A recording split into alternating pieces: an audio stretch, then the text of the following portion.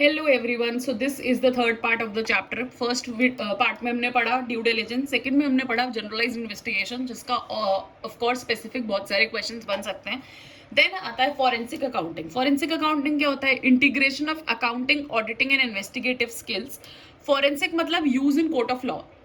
और red flag क्या होते हैं इसमें? इंडिकेटर्स ऑफ डेंजर्स जो होते हैं, या कोई इनएप्रोप्रिएट बिहेवियर है वो हमारे लिए रेड फ्लैग होता है। फॉरेंसिक अकाउंटिंग सर्विसेज में क्या आता है? फंड डाइवर्जन, फंड इधर उधर डाइवर्ट हो रहा है, कोई रिलेटेड पार्टी ट्रांजैक्शन है, कोई सस्पिशियस ट्रांजैक्शन है जिसमें आपको सस्पिशन है, कोई एंटी मनी लॉन्ड्रिंग है, कोई टैक्स का इवेजन है, कोई वैल्यूएशन लॉस है।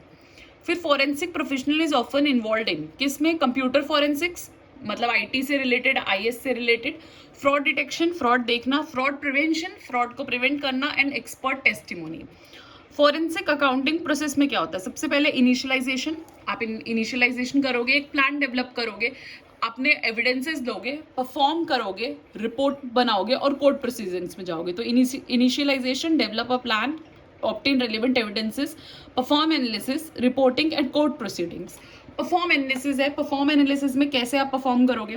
समराइजिंग लार्ज ट्रांजैक्शन की एक समरी बनाओ, प्रेजेंट वैल्यू की कैलकुलेशंस करो, रिग्रेशन सेंसिटिविटी एनालिसिस जो हमारे स्टैट्स का पार्ट होता है वो करो, ट्रेसिंग ऑफ एसेट्स को ट्रेस करो, कैलकुलेट करो इकोनॉमिक डैमेजेस कितने हैं, यूजिंग कंप्यूटराइज्ड एप्लीकेशंस को यूज करो, और यूजिंग चार्ट्स एंड ग्राफ्स को यूज करो।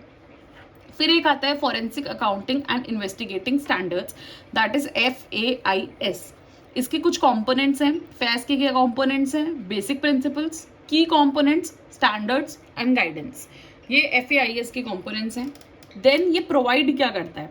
ये प्रोफेशनल्स को मिनिमम स्टैंडर्ड्स प्रोवाइड करता है, यूजर्स को क्वालिटी ऑफ सर्विस प्रोवाइड करता है, रेगुलेटर्स को government with what can be expected provide करता है, एवरीवन बाकी लोगों को ये गाइडेंस प्रोवाइड करता है इम्प्लीमेंटेशन के। एंड जो हमारी फॉरेंसिक अकाउंटिंग है वो प्रिंसिपल बेस्ड होती है, रूल बेस्ड नहीं होती।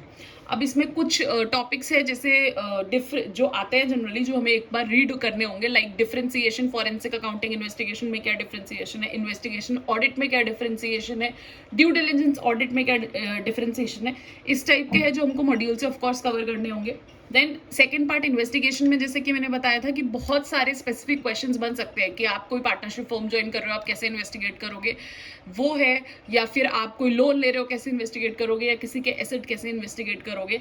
वो सारे केस बेस्ड बन सकते हैं जो हमको जितने अवेलेबल है एक रीड देना है। सो ये 3 पार्ट में चैप्टर है। जनरली 4 to 5 मार्क्स का आता है। जनरली कोई एक पार्ट से क्वेश्चन, 2 से MCQ इस टाइप से आ सकता है। तो फर्स्ट पार्ट हमारा ड्यू डिलिजेंस था, सेकंड पार्ट हमारा इन्वेस्टिगेशन था, and this was about forensic accounting. So I hope you like it. If you like it, please like, share and subscribe. Thank you.